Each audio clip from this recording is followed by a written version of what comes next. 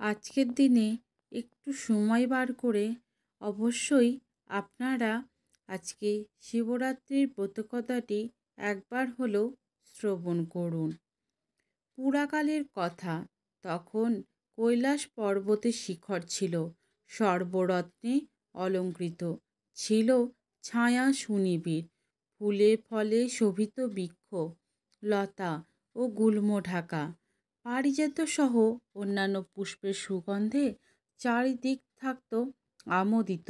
এখানে সেখানে দল বেঁধে নৃত্য করে বেড়াতো অপ্সরারা, ধ্বনিত হতো আকাশ গঙ্গার তরঙ্গ নিনাদ, ব্রহ্মর্ষিদের কণ্ঠ থেকে শোনা যেত বেদধ্বনি। এই কৈলাস শিখরে শিব পার্বতী বাস করতেন। গন্ধর্ব সিদ্ধ চারণ প্রভৃতি তাঁদের সেবা করত। পরম সুখে ছিলেন শিব পার্বতী। একদা পার্বতী শিবকে প্রশ্ন করলেন, ভগবান, আপনি ধর্ম, অর্থ, কাম ও মোক্ষদাতা। আপনি কোন ব্রত বা তপস্যায় সন্তুষ্ট হন? দেবী পার্বতীর কথা শুনে শিব বললেন, দেবী ফাল্গুন মাসের কৃষ্ণপক্ষের চতুর্দশী তিথির রাত্রিকে শিবরাত্রি বলা হয়। এই রাত্রিতে উপবাস করলে আমি অত্যন্ত সন্তুষ্ট হই। স্নান, বস্ত্র, ধূপ, পুষ্প ও অর্চনায় আমি যতটুকু সন্তুষ্ট হই, তার চেয়ে বেশি সন্তুষ্ট হয় শিবরাত্রির উপবাসে।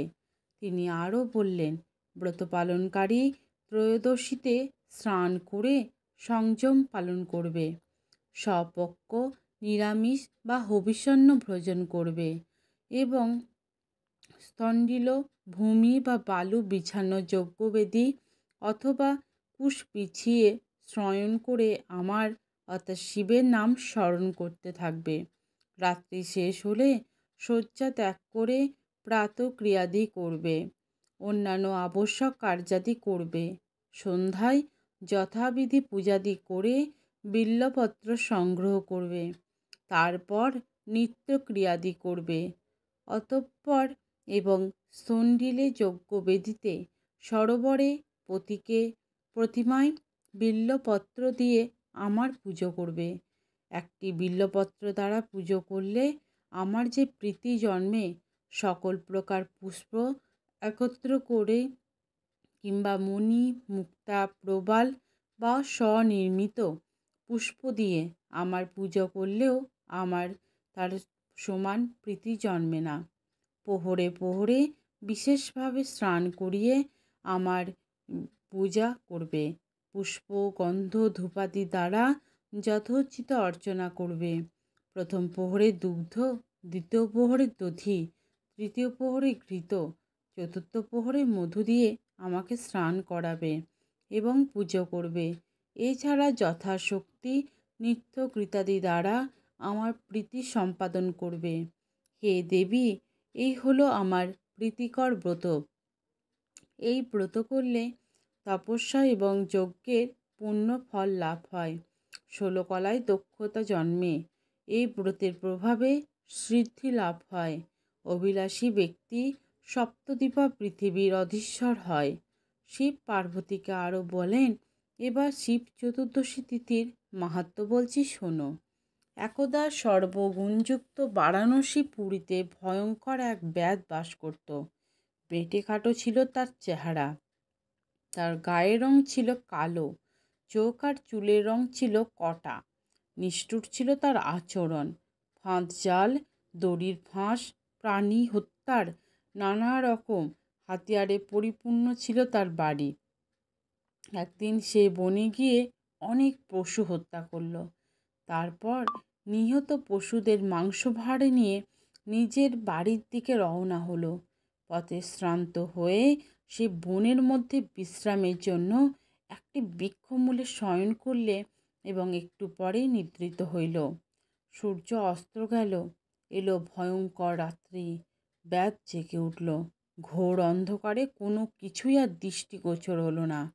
অন্ধকারে হাতড়ে হাতড়ে সে একটি শ্রীফল বৃক্ষ এবং বিল্ব বৃক্ষ পেল। সেই বিল্ব বৃক্ষে সেই লতা দিয়ে তার মাংস ভাত রেঁধে রাখল। বৃক্ষতলে হিংস্র জন্তুর ভয় আছে। এই ভেবে সে নিজেও ওই বৃক্ষে উঠে পড়ল।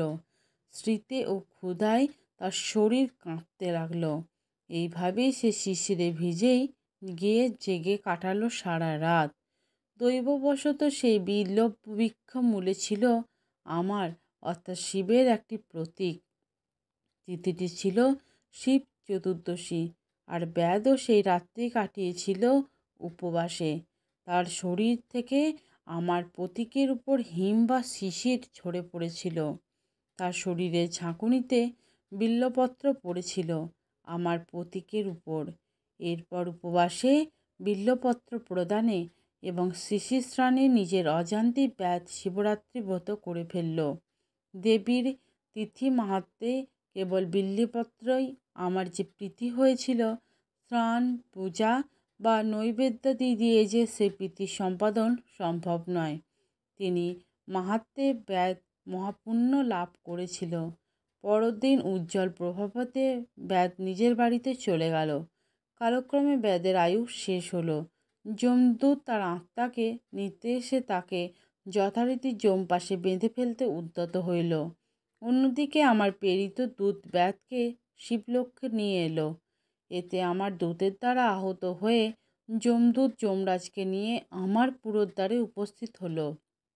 দ্বারে শিবের অনুচর নন্দীকে দেখে যম তাকে সব ঘটনা বললেন। এই ব্যাধ সারা জীবন ধরে কুকর্ম করেছেন, জানালেন যম।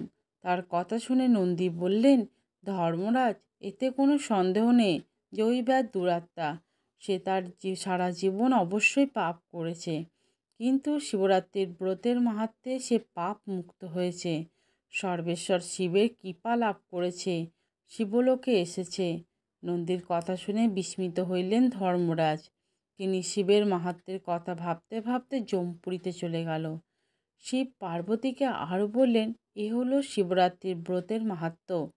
শিবের কথা শুনে শিবজায়া হিমালয়ী কন্যা পার্বতী বিস্মিত হইলেন।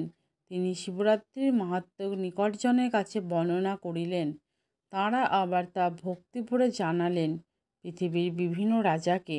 এইভাবেই শিবরাত্রি ব্রত পৃথিবীতে প্রচলিত হইল। আজকের ভিডিওটা এখানেই শেষ করছি। সবাই ভালো থাকবেন, সুস্থ থাকবেন, সাবধানে থাকবেন।